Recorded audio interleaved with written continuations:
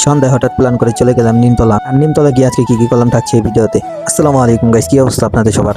আজকে সারাদিন শুক্রবার গেল, আর আজকে আমাদের হাই স্কুল মাঠে ছিল খেলা। আর খেলা দেখতে দেখতে সন্ধ্যা হয়ে গেল। আর সন্ধ্যার পর সাকিবের সাথে প্ল্যান করে চলে গেলাম নিমতলা। নিমতলা আসার উদ্দেশ্য হলো পোড়া মুরগি খেতে আসছি। এখানে একটা পুরাতন হোটেল আছে, সেই পুরাতন হোটেলে চলে গেলাম এবং সাজানো মুরগির থেকে আমি একটা মুরগি সিলেক্ট করে দেখাইলাম। তাকে বললাম এই মুরগি থেকেই আমাদেরকে দিবেন।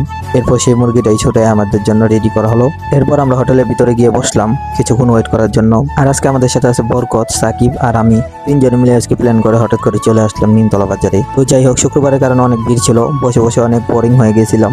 এরপর গালে হাত দিয়ে অনেকক্ষণ বসেছিলাম। যাই হোক, দীর্ঘক্ষণ অপেক্ষার পর শেষে খাবার চলে আসলো আমাদের সামনে, কিন্তু রুটি আসে নাই। আর হ্যাঁ, আজকের ভিডিওর স্পন্সর কিন্তু আমাদের সাকিব বন্ধু। এরপর সবাই শুধু খাবারের দিকে তাকাইছিলাম অনেকক্ষণ। আমার আবার ধৈর্য কুলাইতেছিল না, তাই আমি একা একাই ছিঁড়ে ছিঁড়ে খাওয়া শুরু করে দিছি।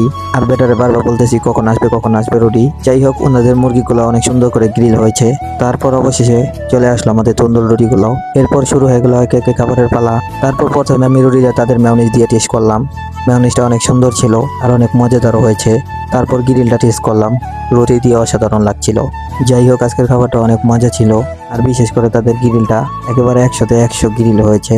তারপর অবশেষে সবার খাওয়া শেষ হয়ে গেল। আমি বসে বসে টাইম নিয়ে মুরগির হাড্ডিগুলো অনেকক্ষণ যাবত চাবাচ্ছিলাম, কারণ হাড়গুলো চাবাতে আমার অনেক ভালো লাগে। তারপর আমার দেখে দেখি বরকত হাড় চাবাচ্ছিল এবং বরকত বলতেছিল যে অনেক মজা লাগতেছে আসলেই। যাই হোক, অবশেষে খাওয়া দাওয়া শেষ করে চলে আসলাম। তারপর যেহেতু অনেক রাত্র হয়ে গেছে, এর কারণে গাড়ি পাচ্ছিলাম। এরপর অনেকক্ষণ ওয়েট করার পর একটা রিক্সা পেলাম। তারপর বাসার উদ্দেশ্যে রওনা হলাম। তো আজকের ভিডিও এই পর্যন্তই ছিল। ভিডিওটি ভালো লাগলে অবশ্যই লাইক কমেন্ট শেয়ার করে দিবেন।